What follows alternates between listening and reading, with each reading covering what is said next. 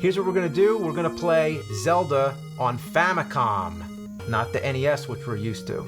The version we're playing right now is a re-release. It was re-released in '92, and it was originally on the Famicom disk system. Mm-hmm. Now, this is the first time we've ever done a Famicom game on James and Mike Monday. Although on AVGN you did some Famicom stuff, did you not? Well, there's the Transformers video. But that one, when I actually recorded the game, I used an adapter, because there's a type of adapter you can use to play Famicom games on NES. Of course, Famicom is the Japanese NES. It's the original. What about playing Super Famicom games? Oh, Super Famicom games actually is really easy because on a North American SNES, it has these little plastic pins inside the cartridge slot, and those are the only things that are keeping you from being able to play a Super Famicom game in it. So just take those pins out, and then if you take them out, basically take them out with some pliers or something, and there you go.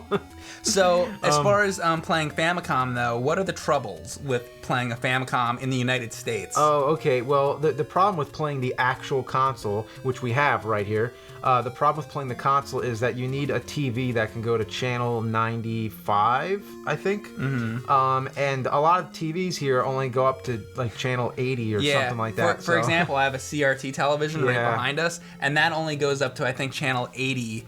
So if I wanted to play Famicom on that system, or on that television, I mean, nope, not happening. I had at least 6 old TVs that I tried before, and none of them went past like the 80s. Yeah. So this is something we've been trying to do for a long time, but we finally got it hooked up. Now apparently, Mike figured out that on his DVD recorder, it's one of those DVD VHS combo things, you found out that can go up to 95, and a lot of newer TVs can actually. Yeah, like my television can go up to like, there's like 800 channels or something. Yeah, apparently like nowadays. So it's actually weird. I would have thought you'd have to use an older TV, but apparently newer TVs and newer electronic devices work. Yeah, here's the other problem with it though. The Famicom, guess what? Coaxial. Oh yeah, a lot of those old systems were coaxial. So we're stuck with the shitty coaxial, so you might see a lot of snow on the screen. At some point I'd like to get our Famicom modded so that it's, has AV. Yeah. That would be nice, but for now we're still dealing with coaxial. So when you look at this video and you see the game and it looks like shit, that's why, because fuck coaxial. Yeah, now another thing, one thing that sucks about this is that the Famicom is the controller is hardwired into the system, and you've mentioned this before, but you have to turn this around. You have to put it on the coffee table that's close to us and face it the other way. Okay, just so it'll reach. Well, let's back up though. Here's the thing. In Japan, things are a bit different there. They probably sit closer to their TVs and everything. They sit closer. Plus, this is also something from the 80s. A lot of American systems like Atari, even that had shorter controller cables. The only difference though, you can get extensions for a lot of those. This you can't, because this is hardwired into the... You can play Famicom on your handy dandy Retron 5 system, which is cool. Oh yeah, it's not hard to play the games, but we're just trying to play it on the original console. And the reason why, the second controller has a microphone on it, and apparently in Zelda on Famicom, there are certain things you can do with the microphone that you can't do in the North American version. In the instruction manual, it said Pole's voice can be killed by... Pole's voice is the little, the little rabbit ghost things, or whatever they are.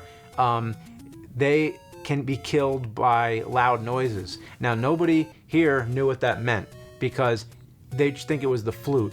Or more specifically, it's the recorder, not the flute. Slightly different instrument, yes. The recorder. You think it would record something, but anyway, that's the name of the instrument, which we thought could be effective on Pole's voice. Because we thought that makes noise, that's the noise that you use to kill Pole's voice, but that's not the noise they're referring to. He means, but on the American NES system, like actually just hitting the recorder button in the game, nothing happens. Nothing happens. But on the Famicom, you have the microphone, and this is what you're supposed to use for Pole's voice, is actually use your voice. Yeah. So we're going to see that happen. And also to mention that we used a save slot that was on here Because everybody remembers that Zelda was one of those early battery backup games. It was. Where, and actually, believe it or not, yeah, the save is still on there from like probably 20 years ago or something. Isn't that crazy to think that somebody in Japan was playing this like back in the 80s? So yeah, somebody in Japan was playing this, and we're playing their save slot. So I'm going up to level 5. Yeah, and the reason we're going up to level 5 is because we want to skip the Pulse voice. I mean, we'd be able to do it regardless, but just for the sake of speed, we are going straight to Pulse voice, and we're going to try this out. Now, the weird thing is that you're playing with the first controller, but the second controller is the one with the microphone. Oh, yeah. So I guess I'll be playing, and you can blow. Whoever played this didn't get the fucking candle. Yeah. Are you kidding me?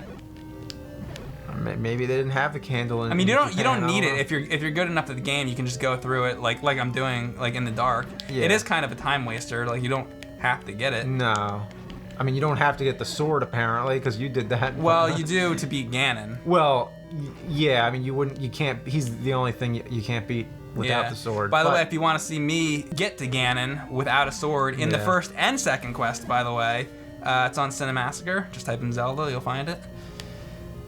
All right, there's Pole's voice. All right. Yo, fuck. I just fucked the Pole's voice. All right, I think there's more Pole's voice. Go. Oh, wait, here we go. Oh, here we go. Cockadookie! That's awesome. Wow. You just cockadookied a whole room of Pole's voice. Yeah. That was fun. Well, that was pretty awesome. That was pretty life-changing, I would say. Do you for feel something that I mean, Zelda, one of your favorite games of all time, Zelda, like something you've never done in Zelda.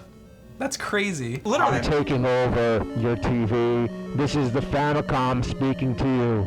Basically, we should do all the videos like this. We should just use this microphone to talk about games. So there you go. You're gonna kill the Gibdos, the ghosts are guineas. What are the bats, James? The bats are keys. No, they're keys. Keys. Like, give me the keys to the car. And then somebody gives you a bat. I'm speaking into the Legend of Zelda. My voice is in The Legend of Zelda. Link can hear you right now.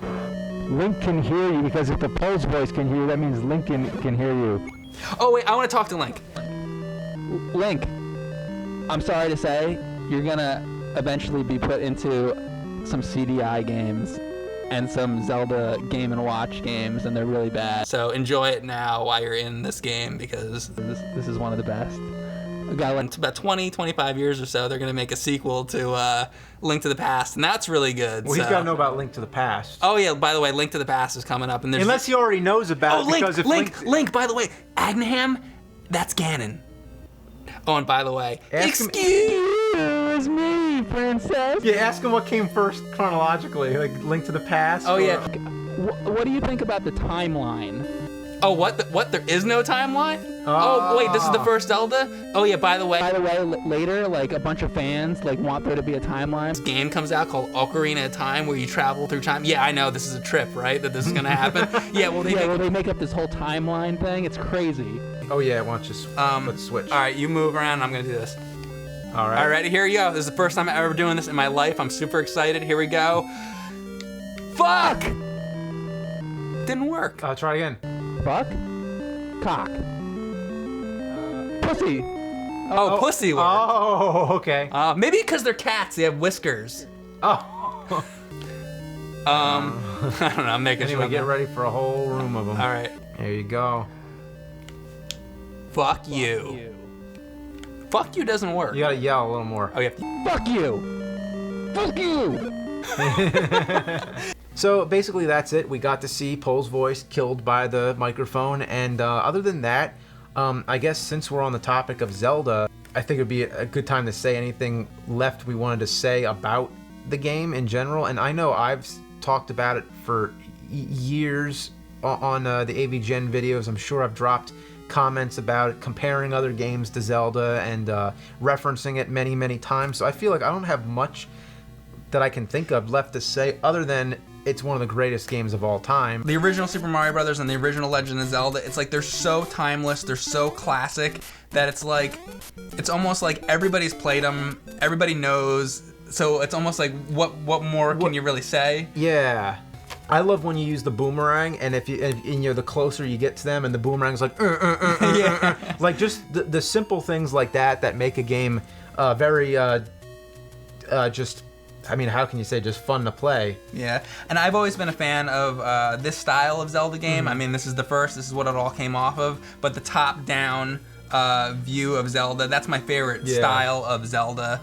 And there are cryptic things in that game. Like, there are things. Oh, there's cryptic things in all Zelda games. And I know that's one of the big problems in game. When I talk about games like Castlevania 2 or Milon's Secret Castle, those games are very cryptic and have things you got to figure out. For some reason, that game. It gets a pass.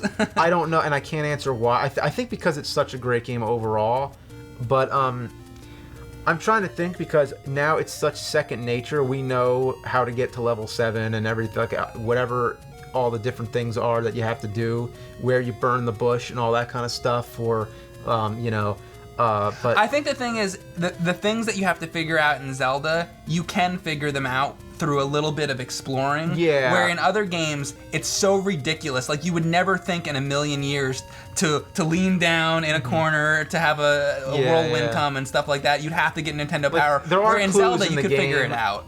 Yeah, there are clues in the game that make more sense than those others, and This is my favorite game of all time. mine's Link to the Past. Yeah, it's funny that we both love both Zelda. Zelda games. I used to go to the arcade when I was, like 3 years old or whatever. I'd go to the roller rink and they'd have like Pac-Man playing that, and I loved that, and that was great. And the first system I had was the Atari 2600 before the NES, and I loved playing Pitfall and Kaboom and all those classics. But when I got the NES and I played The Legend of Zelda, that's when I went from being a video game fan to I guess being a gamer.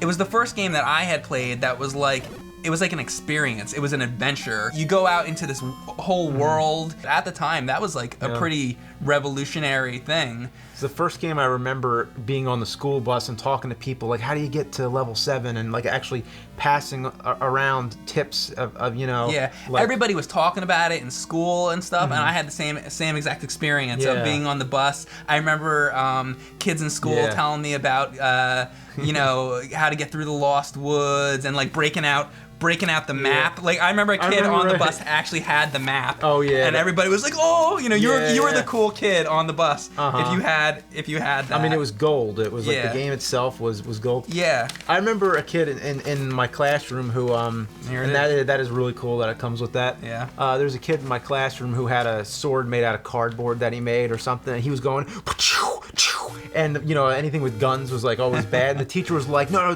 don't, she's like, don't do that. Stop. Put that fake gun down or whatever. And the kid's like, it's not a gun, it's a sword. And she goes, like, well, it doesn't shoot. It's a sword. And the kid's like, it's the Legend of Zelda sword. And then the teacher goes, does the Legend of Zelda sword shoot? And then like 10 kids were all like, yeah, it does. Like, duh.